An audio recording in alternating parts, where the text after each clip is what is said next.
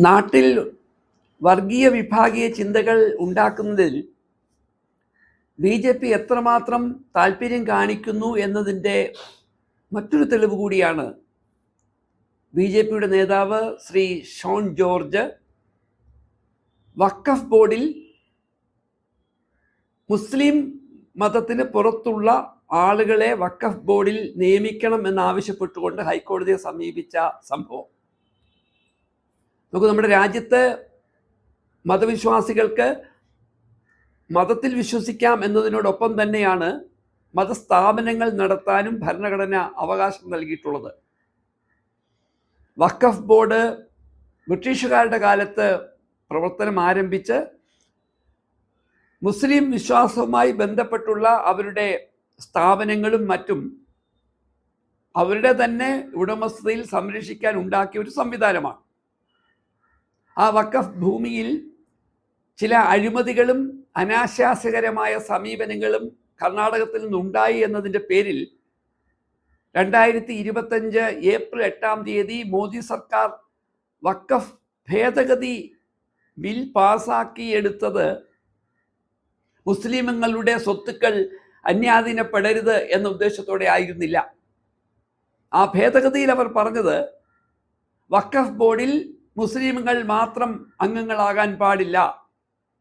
11 അംഗ വഖഫ് ബോർഡിൽ 9 ആളുകൾ മുസ്ലിം വിശ്വാസികളായിരിക്കെ 2 ആളുകൾ മുസ്ലിം മതത്തിന് പുറത്തുനിന്നുണ്ടായിരിക്കണം എന്ന് മാത്രമല്ല, വഖഫ് ബോർഡിന് മുസ്ലിമുകളല്ലാത്ത വിശ്വാസികൾ, മറ്റു മതത്തിലെ വിശ്വാസികൾ സ്വത്തുക്കളോ മറ്റോ ദാനം ചെയ്യാനുള്ള അവകാശം ഉണ്ടായിരിക്കുകയില്ല തുടങ്ങിയ ചില പഴുതുകൾ മുൻനിർത്തി ഉണ്ടാക്കിയ ഭേദഗതിയുടെ ലക്ഷ്യം നമുക്കറിയാവുന്ന പോലെ BJP മുന്നോട്ട് വെക്കുന്ന RSS പറഞ്ഞു നടക്കുന്ന ഇസ്ലാമോഫോബിയയുടെ ഭാഗമാണ്.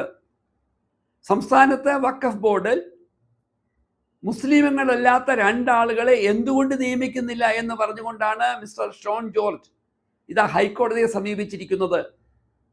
ഒരു വശത്ത് വഖഫ് ബോർഡിനെ പറ്റി അത് സെക്കുലറായി മാറണമെന്ന് വാശി പിടിക്കുന്ന RSSകാർ ദേവസ്വം ബോർഡുമായി ബന്ധപ്പെട്ട് എന്താണ് പറയാനുള്ളത് എന്ന് കേൾക്കാൻ നമുക്ക് സ്വാഭാവികമായി താല്പര്യം ഉണ്ടാകും.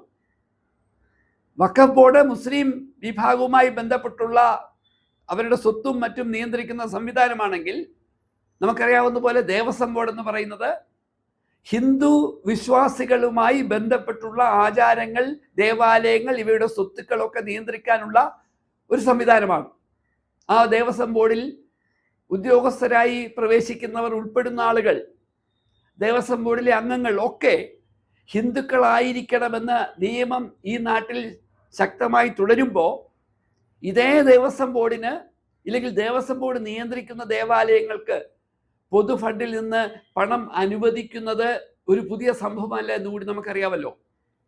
വഖഫ് ബോർഡുമായി ബന്ധപ്പെട്ട് സാമ്പത്തികമായി എന്തെങ്കിലും പ്രശ്നങ്ങൾ അനുഭവിക്കുന്ന അവരുടെ സ്ഥാപനങ്ങൾക്ക് ഗ്രാൻഡ് ഇൻ എയ്ഡ് കൊടുക്കാൻ മാത്രമേ അവസരം ഇവിടെ ഉള്ളൂ എന്നിരിക്കെ, ദേവസ്വം ബോർഡുമായി ബന്ധപ്പെട്ട് പ്രവർത്തിക്കുന്ന സ്ഥാപനങ്ങളിൽ വേതനം കൊടുക്കാൻ എന്തെങ്കിലും പ്രശ്നമുണ്ടെങ്കിൽ, സാമ്പത്തികമായ പ്രതിസന്ധി ഉണ്ടെങ്കിൽ, ദേവാലയവുമായി ബന്ധപ്പെട്ട് റോഡും അവിടുത്തെ സുരക്ഷിതത്വമൊക്കെ ഒരുക്കുന്നതിൽ പൊതു ഫണ്ടിൽ നിന്ന് നമ്മൾ പല കാര്യങ്ങളിലും സാമ്പത്തികമായ സഹായങ്ങൾ നൽകി വരുന്നുണ്ടെന്ന് നമുക്കറിയാം.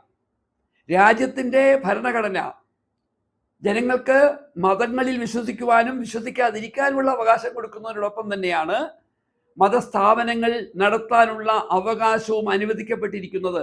എന്നാൽ മുസ്ലിങ്ങളുമായി ബന്ധപ്പെട്ടുള്ള വഖഫ് ബോർഡിൽ മോദി സർക്കാർ നടത്തിയ ഭേദഗതിയിൽ അമുസ്ലിങ്ങളായ ആളുകളെ കൂടി ഉൾപ്പെടുത്തിക്കൊണ്ട് വേണം വഖഫ് ബോർഡ് നിലനിർത്താൻ എന്നുള്ള നിയമ ഭേദഗതി കേരളത്തിൽ നടപ്പാക്കാൻ വൈകുന്നതുമായി ബന്ധപ്പെട്ട് BJP നേതാവ് ഹൈക്കോടതിയെ സമീപിച്ചത് നാട്ടിൽ എന്തിൻ്റെ പേരിലാണെങ്കിലും വർഗീയ വിഭാഗീയ ചിന്തകൾ വളർത്തിയെടുക്കുക എന്നുള്ള ഗൂഢാലോചനയുടെ ഭാഗമാണെന്നും, ഇത്തരം ഗൂഢാലോചന നടത്താൻ ശ്രമിക്കുന്ന വിഭാഗീയ ചിന്തകരെ ഒറ്റപ്പെടുത്തുവാൻ, രാഷ്ട്രീയമായി ഒറ്റപ്പെടുത്തുവാൻ ഇനിയെങ്കിലും നമ്മൾ വൈകാതിരിക്കണം എന്നുമാണ് ഞങ്ങൾക്ക് പറയാനുള്ളത്.